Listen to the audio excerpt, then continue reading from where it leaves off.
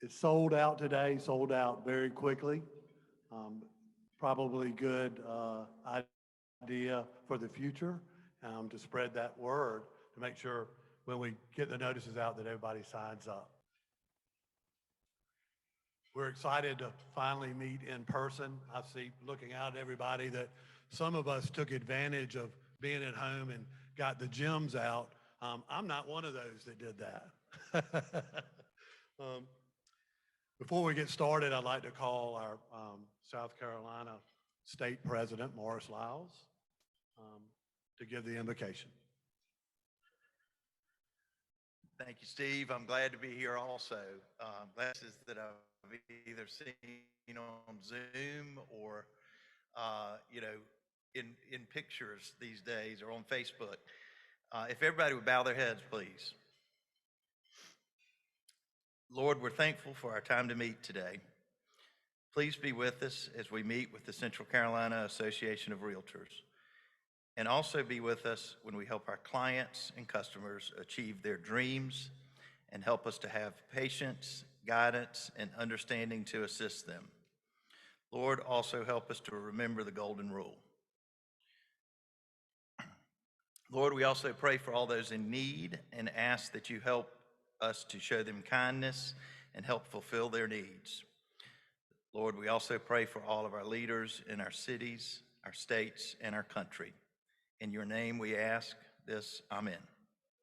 Thank you. Thank you, Morris. Now we would like to ask Sheriff Leon Lott to come do the Pledge of Allegiance for us. And the rest of the officers too, please. Thank you. Please join me in the pledge.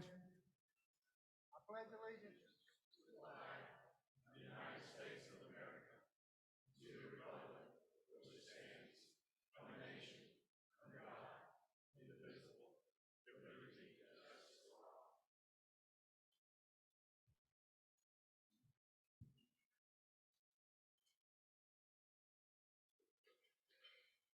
Okay, now I'd like to give a special thanks to our sponsors. We've got Mortgage Options. Delane, thank y'all over here.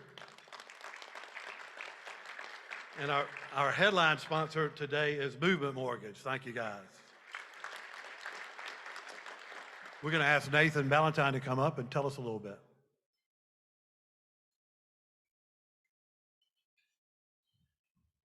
Yo, is this great or what? We're back to normal. We get to see everybody here. So fantastic. Excited to be one of the two sponsors here today. I think a big understatement for the past year for all of us has been, to say it's been a very interesting year. One thing that I've learned in what everybody has gone through, and one thing that I take pride in, is seeing our industry come together and help others. You know, there were still people out there that needed to buy their first house. They needed to take advantage of great rates. Grandparents wanted to get closer to their family. They wanted to have an office in their home because of the fear of COVID. So good came out of bad. And that's exactly what God has intended in life. Good can come out of bad, and our industry is having a good time right now. And one of the things that we want to do at Movement Mortgage is we want to continue to help, whether it be today with the fans that everybody's supporting, or whether it be at Poor Wars or other events. The realtors in our industry come together to help each other. And at Movement, how we want to help you in many ways, we want you to understand that while you may have a client that's buying a house, you as the agent, you are our customer. That is who we want to take care of, and we want to make sure that you are treated as you deserve to be treated. You know, there's a bunch of papers on your desk. If you get a chance to look at them, you can. We're very proud that our company was one of only 2 of the top 25 national lenders in fourth quarter to do more purchase business than refinances. Why was that? Because we focus on you, the realtors. Yes, there were refinances out there to help people, but we wanted to help y'all in your business. And if you look at the past 5 quarters, going back to January of 2020 up until March of this year, there were only 3 top 25 lenders that did more purchase business than refinances, and that's Movement. And one of the ways we want to help also today, you'll see there's an agent market playbook on there. If you currently do not get that from one of our loan officers, I want you to ask for it. They'll get it to you for free each month. There's about 60 pages of stuff designed to help you get that listing, help you negotiate that contract, help you market yourself. And it's just one of the things we do is try to help others. Last, I'll leave you with this. There's a flyer on there, and it's our why. Why do we do business? We do it obviously to help people with the dream of home ownership and help realtors have a fantastic career. But our why is bigger than that. We return all our profits back into the community. We're privately owned. And so when we are privately owned by one individual and the foundation that we put together, we're able to give back to the communities. We have opened movement schools throughout the country. We send our loan officers and our assistants and our operation teams on mission trips, whether it be in Africa, whether it be in Central America, or whether it be overseas in Asia.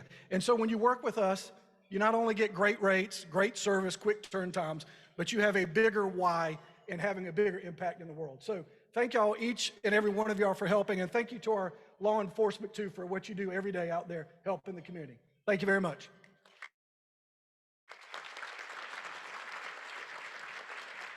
Thank you, Nathan. We appreciate it. Well, as Nathan said, boy, it's so great to be back in person again. So I'm looking forward to that. We have, we've grown CCRA to over 3,200 members, which is quite a milestone for us. We're working on, we do have our issues with limited inventory and rising home prices and rising construction costs. We as realtors will pull together and make it through these issues, and I'm sure other issues that will face us. We've done some good things federally with flood insurance, statewide uniform business licensing. So, there's a lot of things going on in our industry, and that CCRA and the state are working on together. So hope you'll continue to watch all the notifications and help when you can. I'm going to ask Kim Fuller to come up and introduce our president.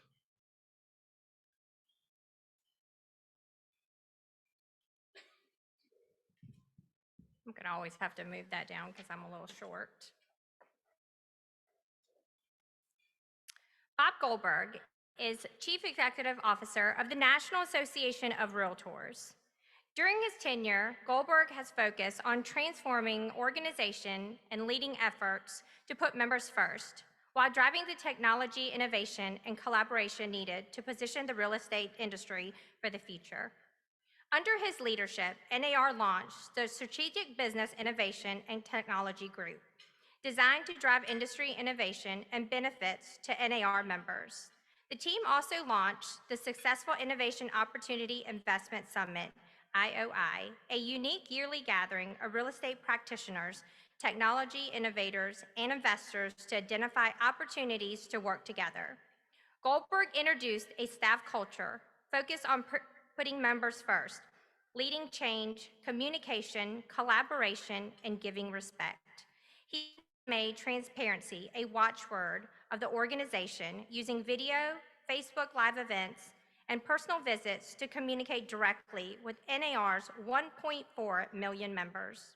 Under Goldberg's leadership in 2019, the association launched a successful advertising campaign, That's Who We Are, that racked up more than 2.3 billion impressions in its first year. He created an innovative, self-directed program for realtors to encourage professional development, the commitment to excellence.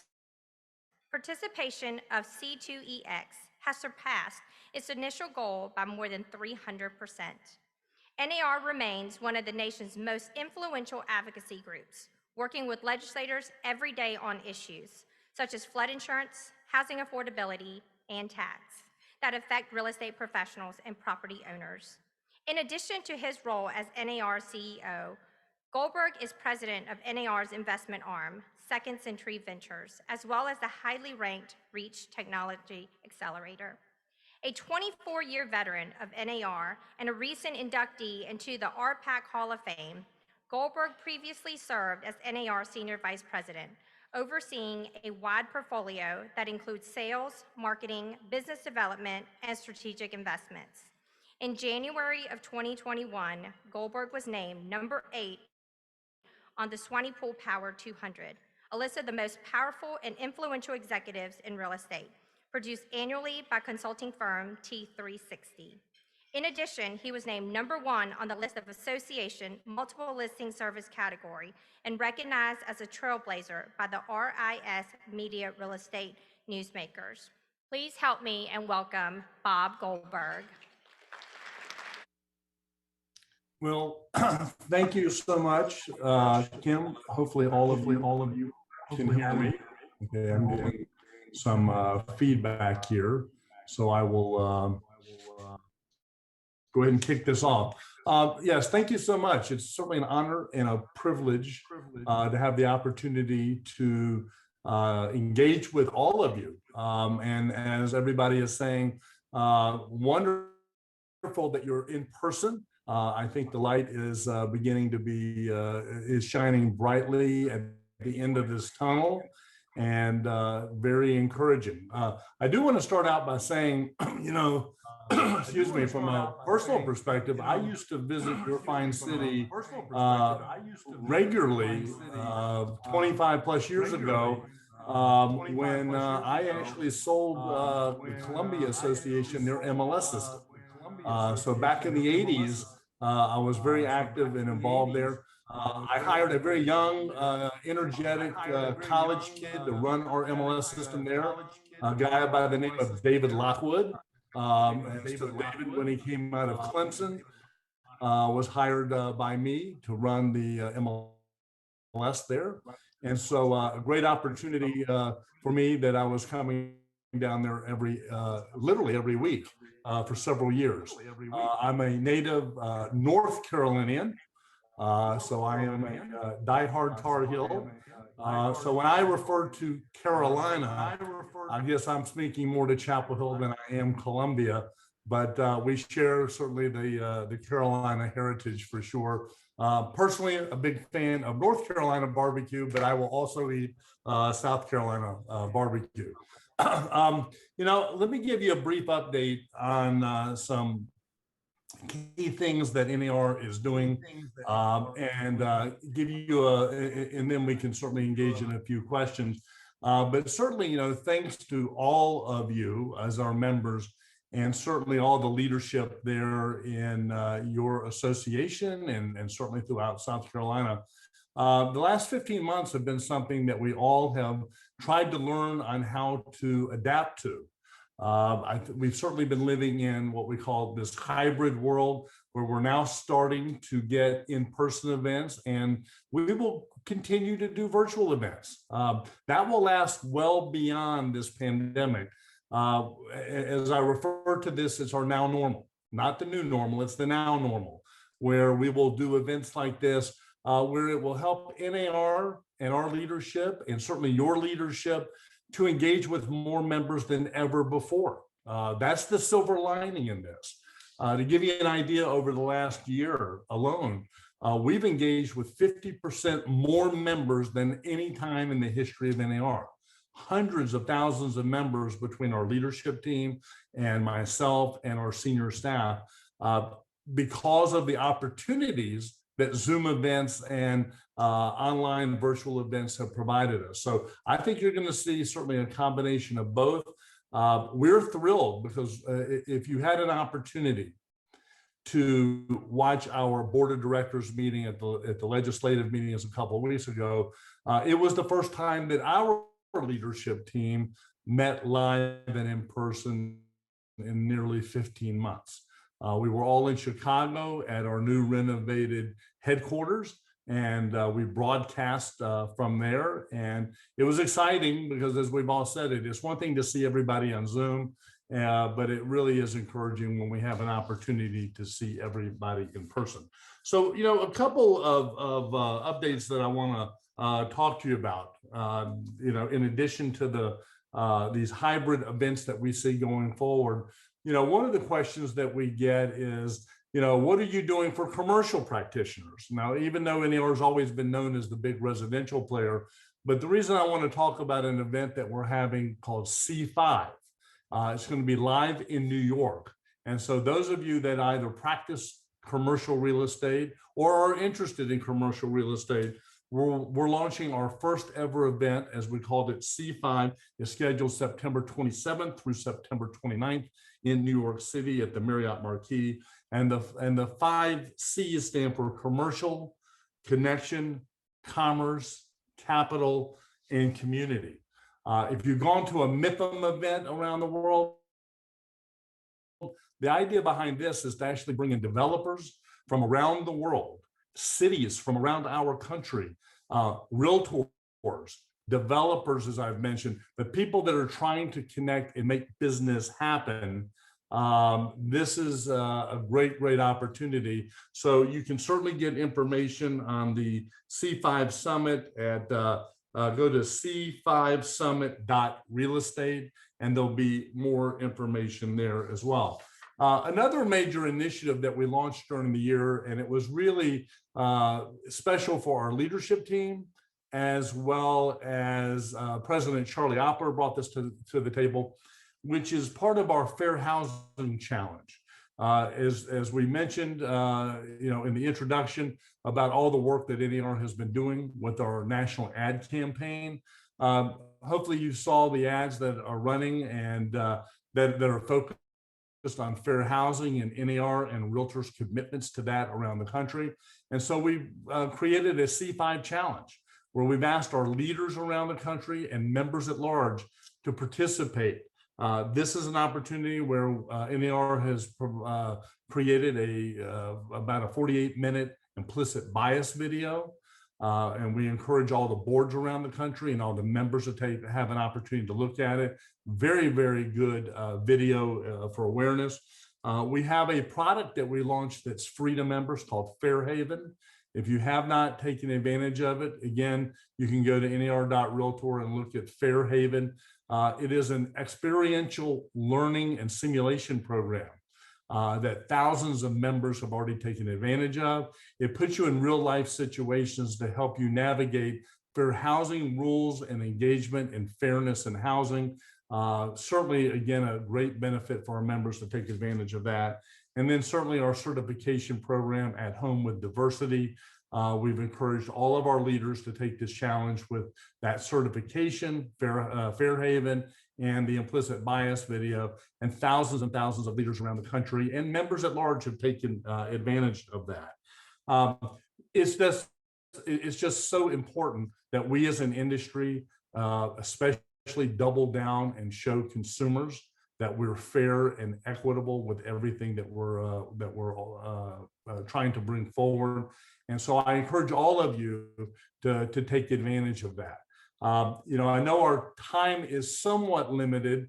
I'll close on this and then certainly entertain any questions that you all may have. Kim mentioned it earlier in the intro about what NAR's involvement and power really in Washington is with our advocacy. We are the most powerful political action committee in Washington. We have phenomenal relationships with a world-class advocacy team that we've built over the last couple of years. Very strong with the legislators on both sides of the aisle, in both the House and the Senate, certainly with the administration, both with the Trump administration over the last couple of years, and especially with regards to the CARE stimulus package, as well as with the Biden administration. We work very closely across, as well as regulators. NAR was the powerhouse behind all the stimulus play that helped our members with the pandemic unemployment insurance program. We represent the largest number of independent contractors in the country. And when the times got real bad about a year ago, as you all know, as independent contractors, members at large as independents aren't eligible typically for unemployment. But we were able to push that through with our relationships on Capitol Hill and working very, very closely with your state association, with Nick Kremitis' team at the state level, even though it was a federal program, but our states were instrumental in making sure that lots of those programs were beneficial to our membership. And currently we're really working hard with the administration on their infrastructure bills, et cetera, especially again, really trying to hammer away at some of the restrictions that are being planned for the 1031 like kind of exchange. We're really all over that as well because of the impacts to real estate that do impact both residential and commercial. So just know that NAR, in combination and in tandem with your state leadership and also your local associations, wants to continue to work with the people that are making the laws in this country and to make sure that they're favorable not only for our industry, but more importantly, consumers that we work with. So that was a broad, quick overview. Happy to answer any questions. And again, it's my honor and privilege to have an opportunity to chat with you all today. Okay, Bob, I only have just a couple of questions. Yeah. So you mentioned technology as a focal point since becoming CEO. What should we be doing to keep up with the disruptions and to stay abreast of the changes in the industry? Yeah, and a great question. And as you read in in a very fine intro, which was far more flattering than I could ever have imagined. But technology has been my background ever since my days in dealing with MLS. Your question fits perfectly because one of the things that I feel very strongly about is that we as an industry need to be fearless when it comes to adoption of technology as opposed to fearful. And we shouldn't be fearful about folks that we think could disintermediate us. Now, why is that? Because we as a organized real estate entity that drives everything that happens in the respective field, we have a $5 billion brand, and that's with a B. And so the big technology players do, in fact, care very much with what we do, et cetera. So, I'm pleased to tell you that about 10, 12 years ago, and this is what I ran as president and CEO of our for-profit technology subsidiaries before I became NAR CEO, is a group called Second Century Ventures and Reach. And you had mentioned that earlier. Now, what that is, it is a wholly owned NAR subsidiary. And I'll bet most of you don't know this, but and folks are surprised when I remind them of this. NAR has invested through this subsidiary in over 150 technology companies, 150. So we have equity participation in these companies to help draw these folks into our industry and have an opportunity to influence them on behalf of our members and our industry's success. DocuSign is a perfect example. We were one of the first investors in that company.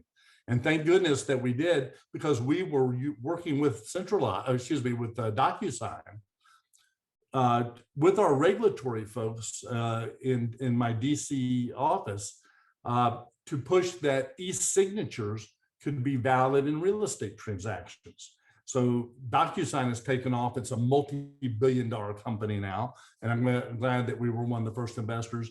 Another company, like during the pandemic, we were all dealing with how to do remote transactions without doing them in person.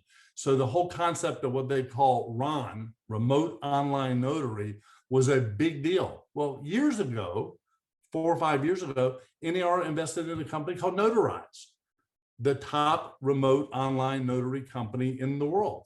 So the fact that those are examples of the fact that we've been involved with technology and bringing these players to the table, and like I mentioned, over 150 since inception, has allowed NAR, and when I say NAR, I don't mean just us as an entity, but NAR as a collection of all of us with our agents and our brokers and our boards and our MLSs, that we are bringing technology to the table to help keep our members a step ahead of everybody. So those 150 plus companies have brought so much to the table. I'll simply just tell you, go to Second Century Ventures .com, or you can go to nar.realtor. You can look at those 150 plus companies that NAR is involved with.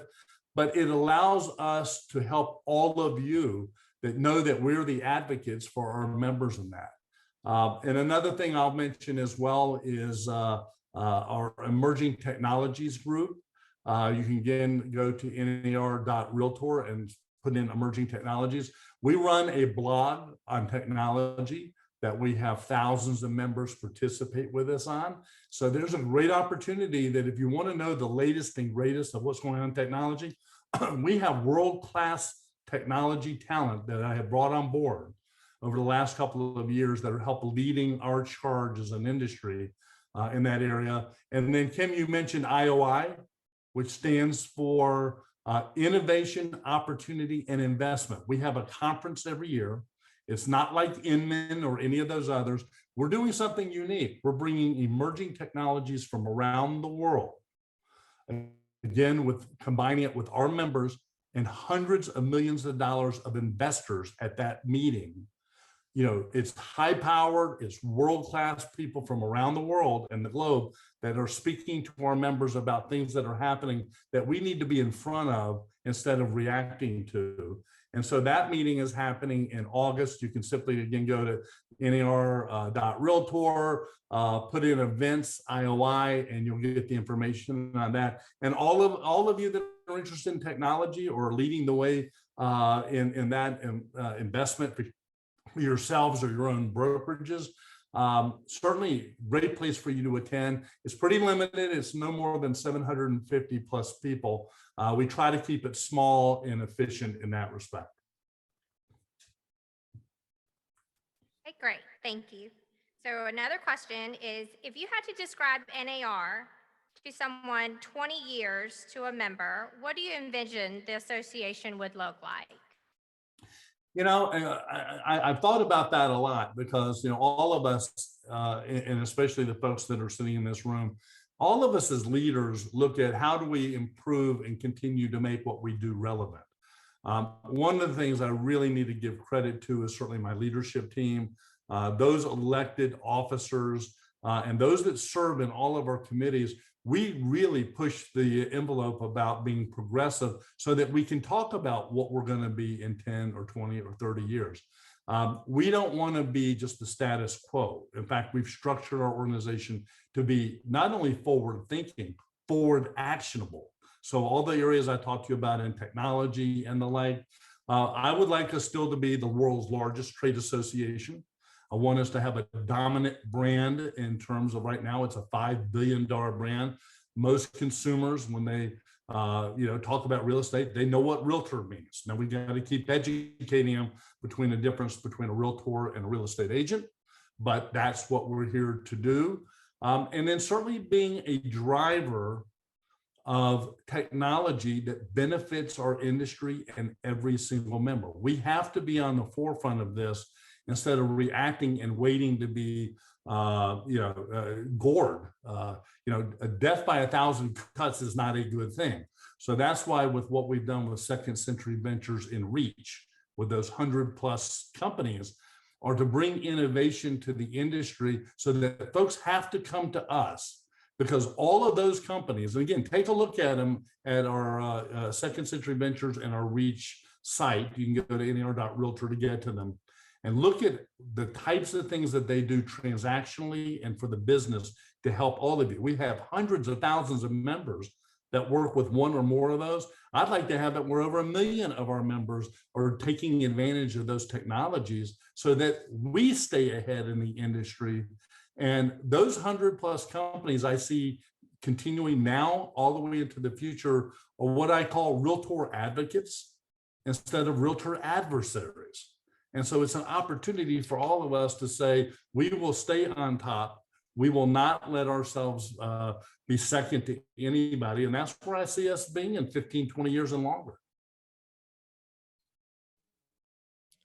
So Bob, before you go, I have one more question. You mentioned something about North Carolina barbecue. So does that mean that you prefer mustard or ketchup base? Vinegar base. Vinegar, not the. I will eat the South Carolina mustard base, but like I said, I will eat it. Now, I will be very clear. It's all between North Carolina and South Carolina barbecue, far better than our next year's president, Leslie Ruda Smith, who's coming from Texas, because that's just got ketchup and all that other stuff in it.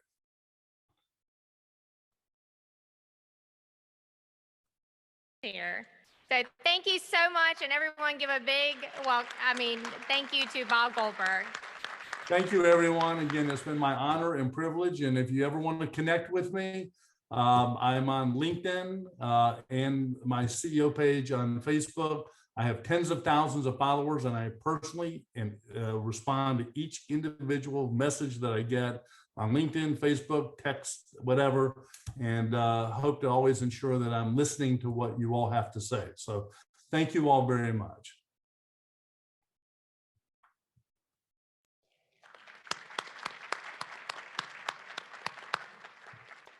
Boy, it's so great to hear things like that, and it reminds us all of how strong our business is and where we're going for the future. So love hearing that and other updates. Next, we'll talk about the fan drive that's going on today. It looks like it was hugely successful. Thanks to everybody who participated.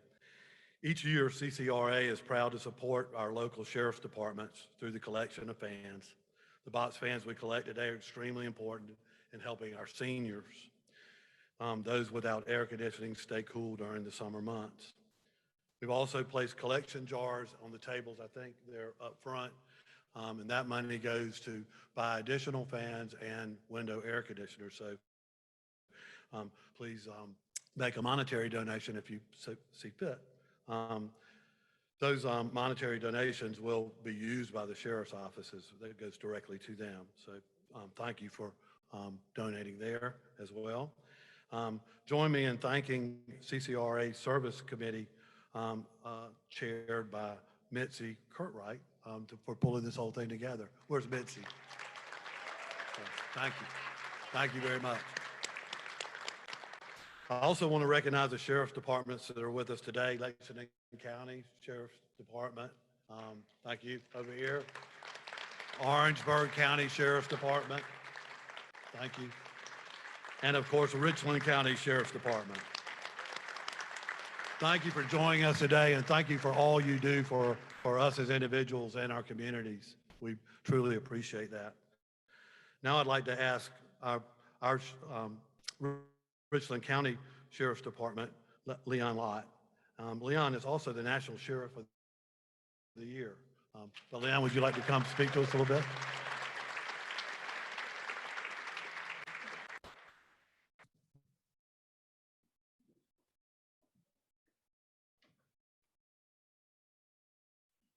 Thank y'all, and great to be back with you again this year. This is probably one of the highlights that we have for our senior citizens every year is to come here, get to see y'all, but also thank you for helping us out with our senior citizens. It may not seem like much just to get a fan, but when you think about a senior citizen who may have air conditioning in the house but can't afford to pay the power bill, they won't cut it on or just don't have air conditioning. That fan could be a lifesaver for them. So you are reaching out and helping someone, putting a smile on the senior's face and making sure that their quality of life is a little bit better.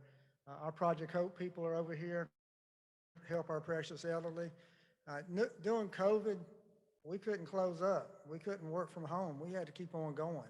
And our seniors needed us more then than probably any other time because they felt isolated, they felt alone, they didn't know, they were scared. Our Project Hope people called them, they still went out and visited them. We made sure that we reassured them every single day that we loved them and we cared for them. And that's what Project Hope is all about, is making sure that our seniors know that somebody does care about them. They may not have family members that check on them every day or neighbors that check on them, but they got the sheriff's department. I know Lexington County and Orangeburg County does the exact same thing. It's our way of just reaching out and touching those precious people that we've got in our community who made our community what it is. You know, just because you get to be a senior citizen, you should not be forgotten. And unfortunately, we see that happen all too often. So our senior citizen programs fill that void, and you help us fill that void by your donations of money and fans every single year. So from the bottom of our hearts and those seniors that you do not know, I just want to tell you thank you. COVID, I think Nathan said COVID was interesting. I think some people said it was challenging. To us, it gave us opportunities. It gave us opportunities to do things we hadn't done before. Again, we couldn't close up. we had to continue working. So we had to continue to provide safety. We just had to look at different ways to do it. And we were able to do that. You saw law enforcement re-examine themselves and say, what can we do better? What can we do different that's going to get a good result? So you saw us meet these challenging times with opportunities. Unfortunately, on May the 30th of last year, you saw another challenge, and that was the riot that we had in Columbia. And I'll stand here and apologize to you right now. For about an hour, we were not in control of certain parts of Columbia. The rioters had control. But after that first hour, it changed. And what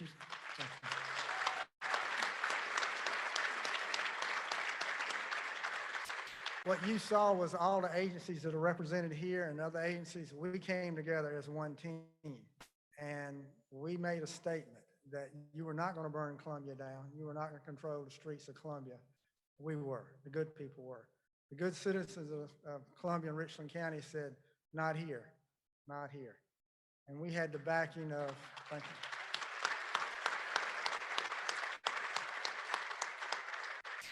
We had the backing of elected officials. I have a t-shirt that Mayor Benjamin gave me. And it was something he said that Saturday when he got on TV and said, take your asses home. And he meant it. And we meant it too. But we sent a message, and how does that relate to your industry? I think it relates significant to your industry, that you can tell people who are coming to Columbia that Columbia is different. We're not Portland, and we'll never be Portland.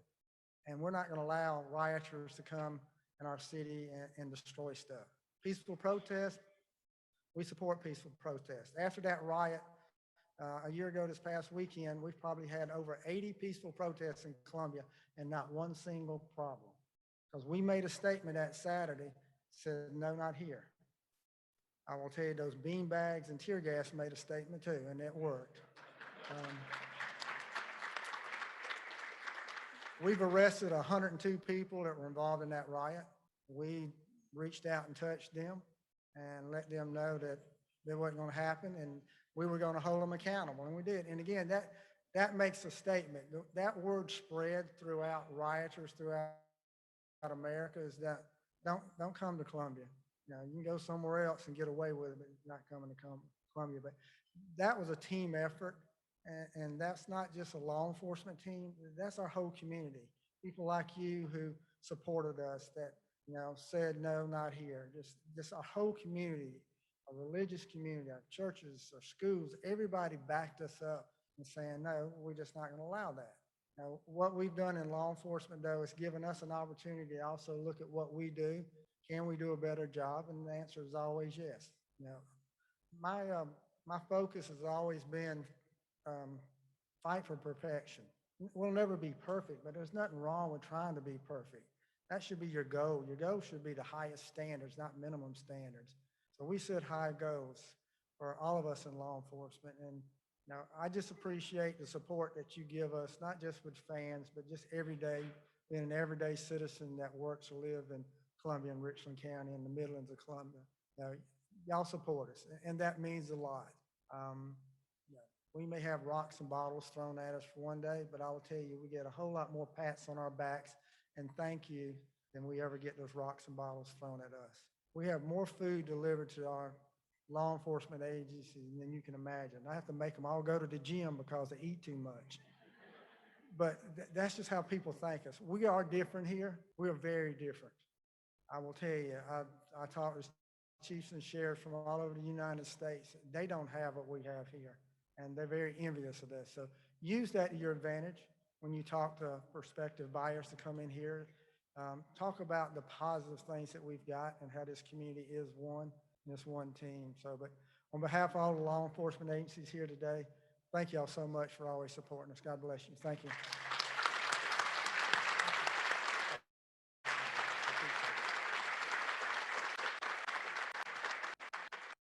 Thank you, Leon. We really appreciate all the department's work on our behalf. I cannot believe that was a year ago. It seems like it was an eternity ago to me. Thank you. Next, Brian Clark. I hope I didn't butcher your last name.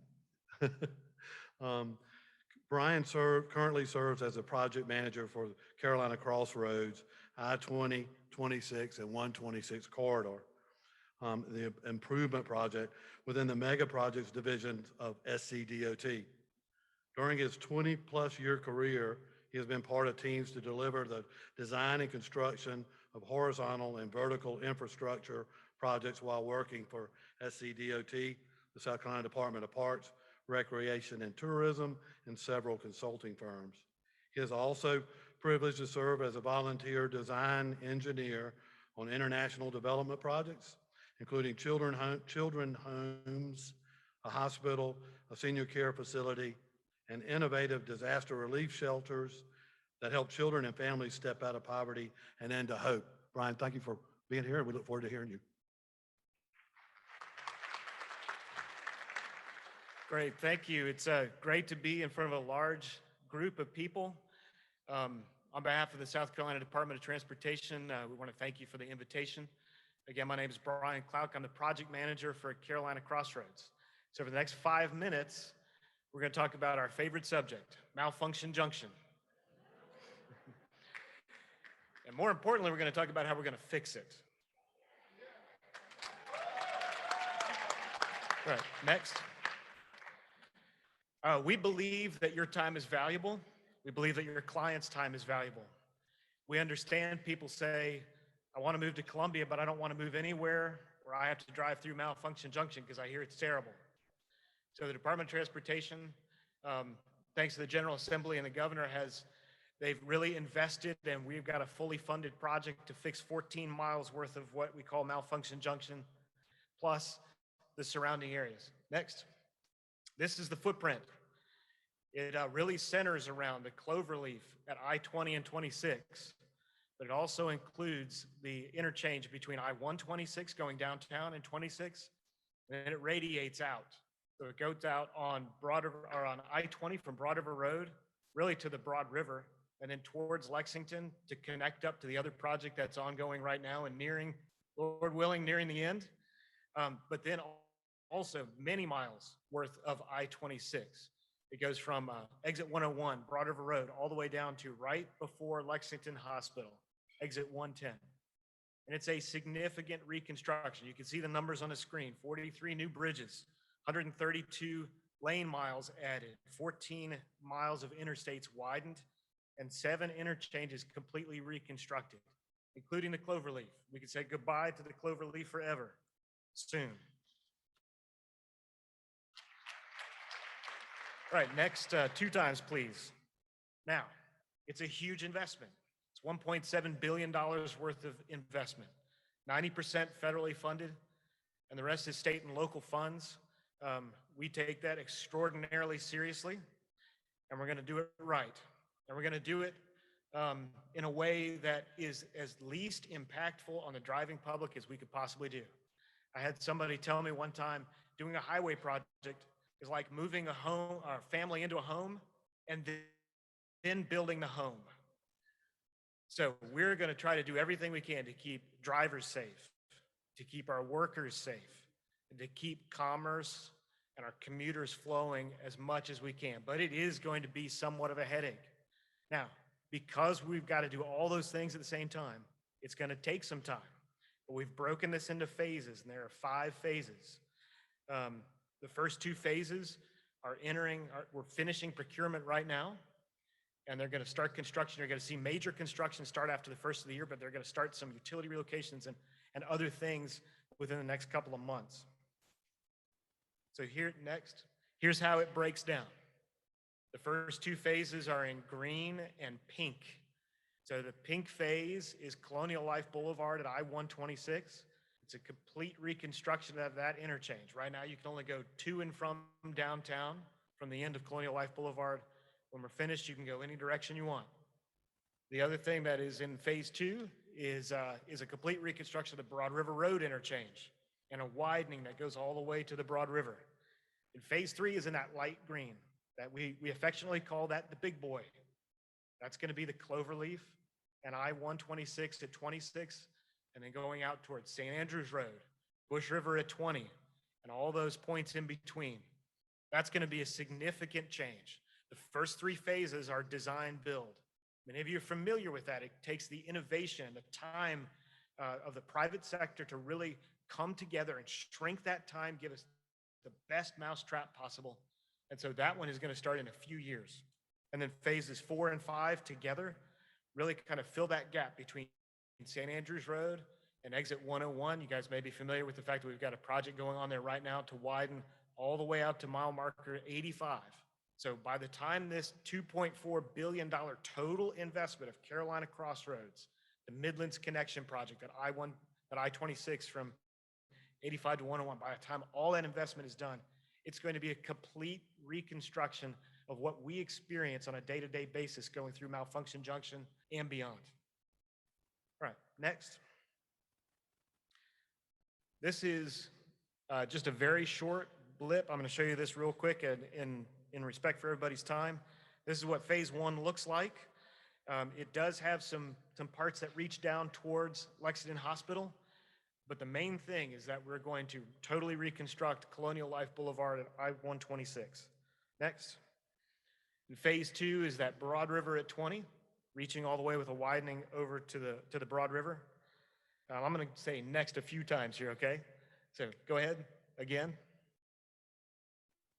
All right.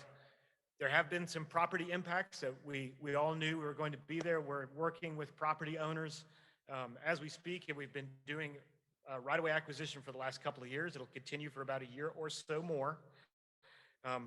One of the large numbers you see there, personal property moves and outdoor advertising, over 1,000 personal property relocations that are being conducted at state expense.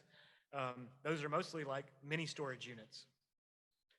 But we had about 234 partial acquisitions of land and 66 entire tracts that we've purchased. We've worked with a lot of businesses and a lot of families to get them relocated into conditions that are great and really set them up to be good for the long haul. All right, next. So where we are right now, we're still doing right-of-way acquisition. We're finishing up construction procurement for phases 1 and 2, which will start soon.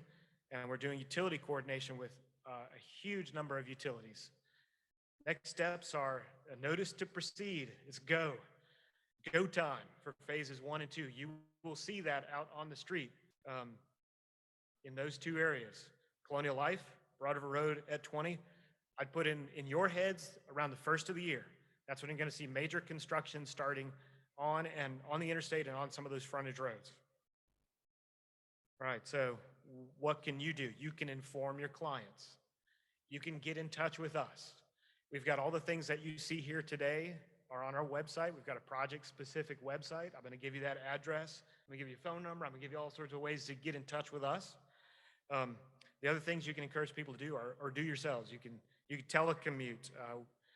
We've all gotten used to somewhat in doing that. It's public transit, alternative work schedules for some people who, for families and friends, have patience with each other. We all live in this community together, and we appreciate everything that you guys do to keep us safe. Here are all the ways to get in touch with us. Email, there's the web page.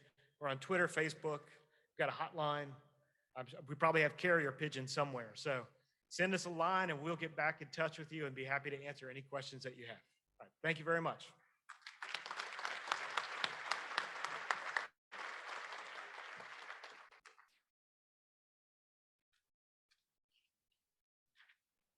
Everyone knows our next speaker, but I'm going to go ahead and introduce Carl Blackstone, CEO and President of the Columbia Chamber of Commerce.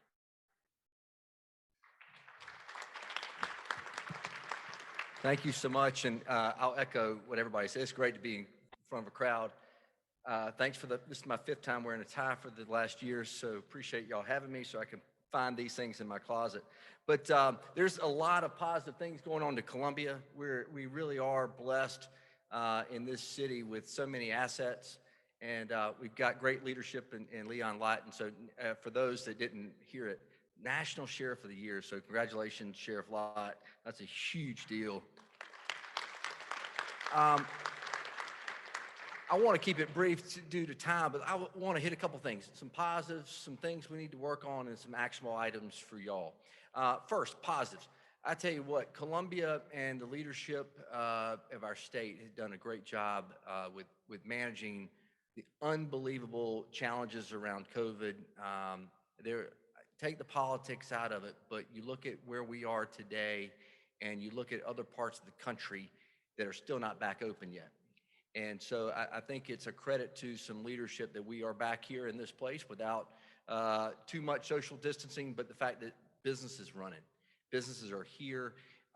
We didn't shut completely down, which I think is going to help us for the next couple of years. Where we're seeing the toughest times right now, obviously, is in the hospitality and tourism related industries, food and beverage. Right now, over 50% of all unemployment claims are coming out of the food and beverage industry. So that's a tough, well, we all have to have patience, not only going through Malfunction Junction, Carolina Crossroads, but also as we're trying to dine out or go to a hotel, you just can't find enough workers. So that's some challenges that, it's a combination of challenges, right? It's the impact of COVID, but it's also, there are a lot of growing pains. And with growth comes a few pains, and we've got to have plenty of patience with that. But our unemployment right now is terrific as it relates to where it was 6 months ago. We're right around a little less than 4%. We're well below the national average.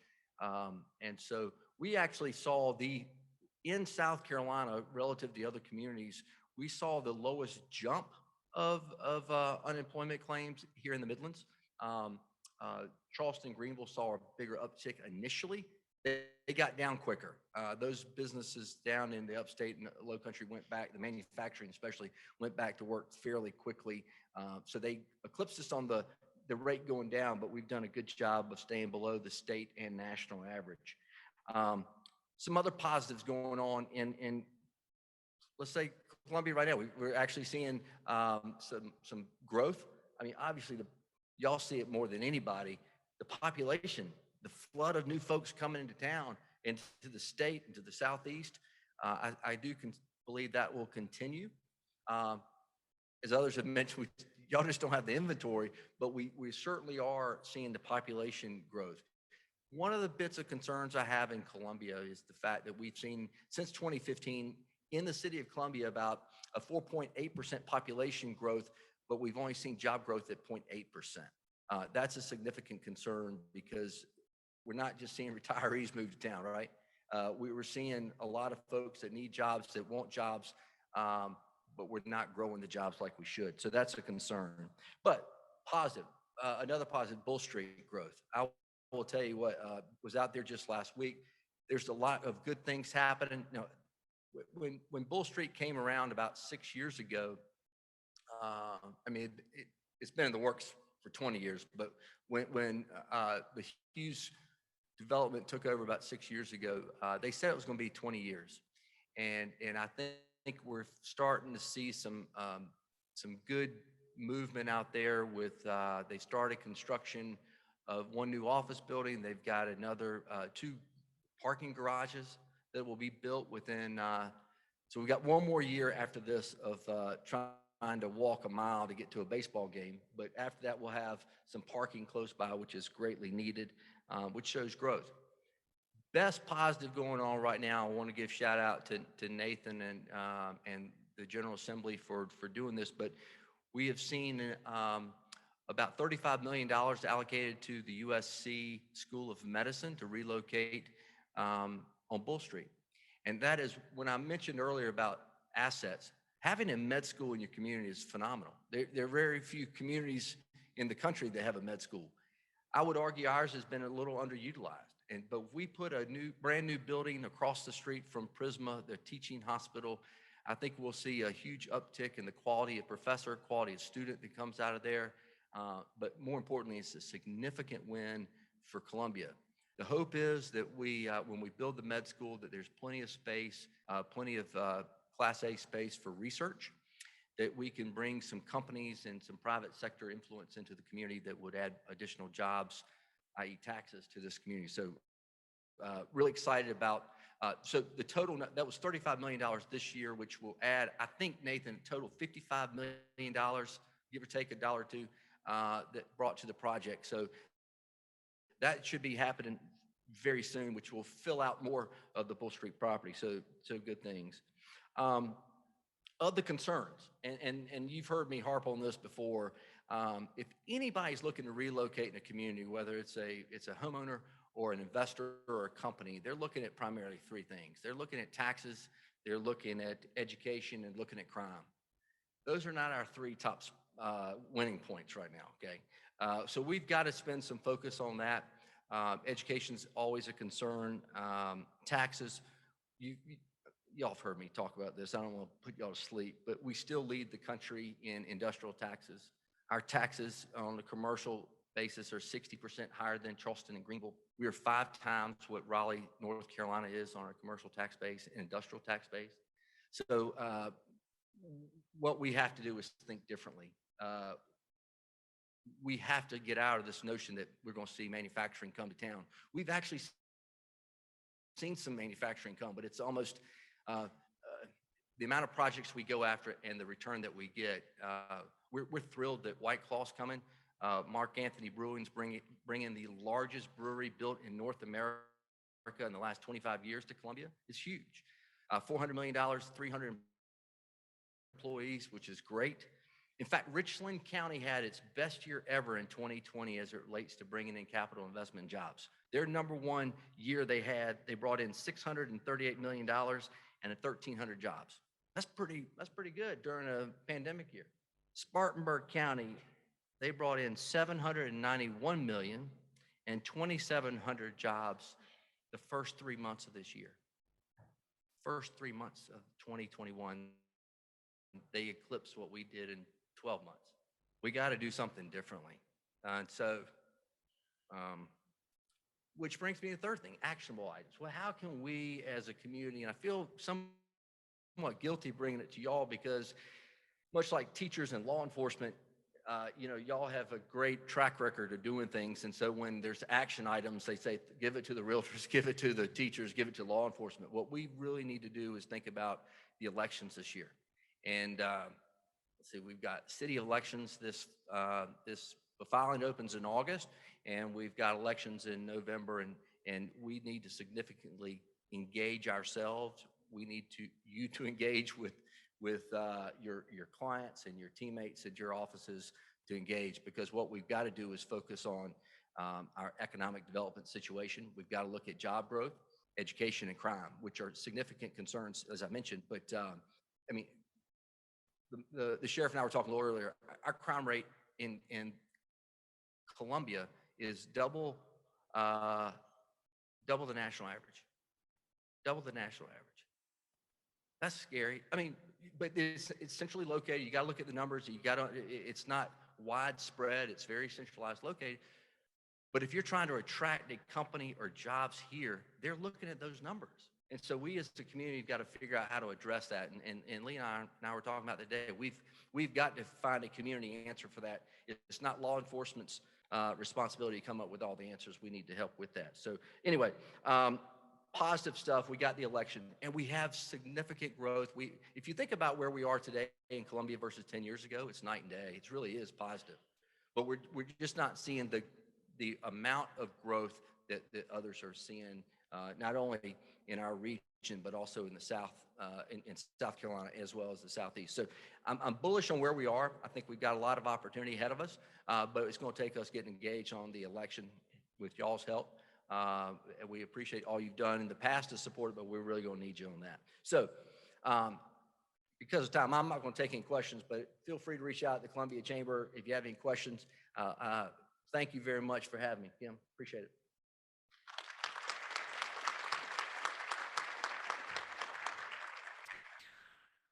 Yeah, so CCRA is fortunate to have a great relationship with our local home builder association. Many of you know Executive Director Earl McLeod. If you've not heard, Earl is retiring from the BIA after 38 years. Please join me in a round of applause thanking Earl for everything he's done for our industry.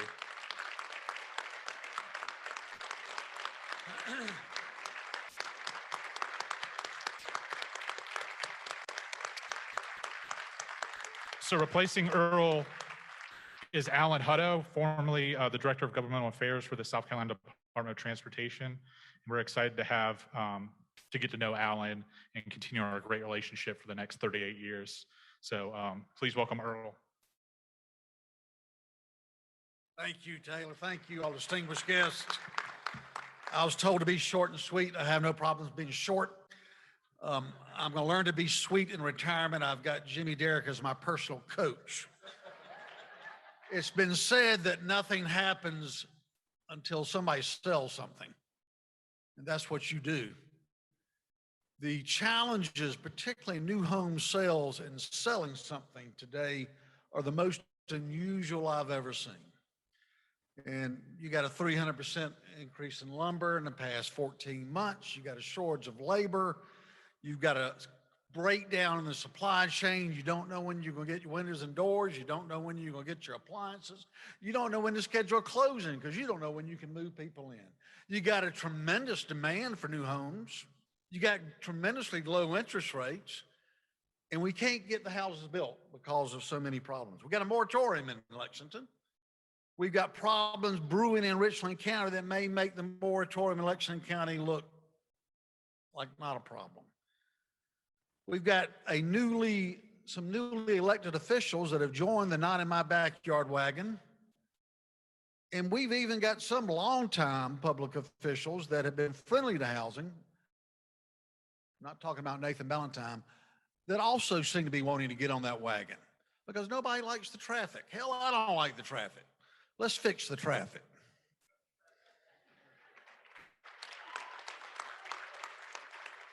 You got a great team here, a team that includes the Chamber, CCRA, the BIA, and other business organizations. Those are three primary important players that you need to demand that we continue to work together. The newest member of the team is Alan Hutto, and I'm going to ask Alan to come up here. And he started on Tuesday. I'm thrilled because I'm going to enjoy more time on the lake.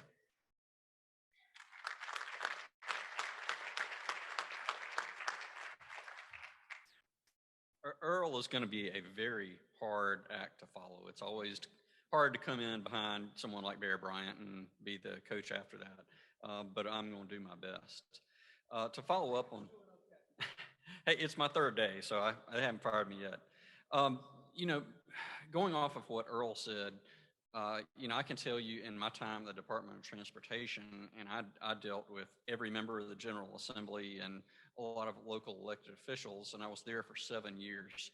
So for about the first 4 years, elected officials would come to me and like, why is DOT making a developer do all this stuff that is costing them money, like putting in turn lanes? Well, about 2 or 3 years ago, that changed. And I had elected officials coming to me, why is DOT allowing development here at all? Folks, the political environment just like that, it has changed and become much more challenging for development. And I'm not talking about the usual suspects that you might think I hear that from. I'm talking about folks who are very, very conservative, who you generally would not hear these things from. And you might not see that in public yet, but it's there. And you know, Nathan, you've probably seen some of that as well. And y'all, we're really lucky to have Nathan. Nathan's a very influential member of Ways and Means, and you know, certainly a strong advocate for the industry. And we appreciate you very much. It's good to have someone like that because not all industries do. But one of the things that I'm going to want to address is the transportation issue, and that is driving a lot of the NIMBYism that we're seeing. When the General Assembly passed the roads bill back in 2017, there was a tremendous amount of money that was dedicated into projects like Brian's talking about, interstate widening, resurfacing bridges. What got left off the list was off interstate congestion. And, you know, while you know, fix a malfunction junction and 526 in Charleston, you know, that's critical. You know, the stuff that is killing us on the local level is those off interstate congestion problems that it's not funded, and there's no additional funding coming for that right now. So I think that's one of the things we need to work on. And, you know, we've got to fight the battles like Earl was talking about, the Lexington County moratorium, but we've also got to focus on fighting the war and addressing the larger overall problem, because if we don't, it's going to severely hamper growth in our region. So anyway, I look forward to working with y'all. I think it's going to be a good ride. And if I can help you with anything, please reach out to me.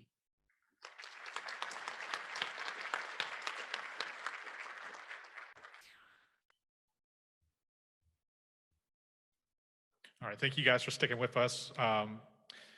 We usually take this meeting to, thank all of our major investors for investing in RPAC. I'm going to go really quickly through these names. So last year, we had a lot of major investors. Our Sterling R's that invested at least $1,000. Todd Beckstrom, Charles Kaufman, Brandy Clarkson, Laura Derrick, RPAC President Circle as well, Jennifer Feliciano, Kathy Garrick, Brenda Hanna, Byron Johnson, Connie Johnson, Dan Lang, Candy Limehouse, JT Livingston, Morris Lyles, RPAC President Circle, John Smith, and Steve Taylor. Our Crystal R's, which was at least $2,500, Brad Allen, Sally Chester, and Kat Thornton. And then our Golden R's, at least $5,000 invested, Janine Keys, RPAC Hall of Fame, and Delane Law. Each year, RPAC allows realtor affiliates to invest to help support the real estate industry.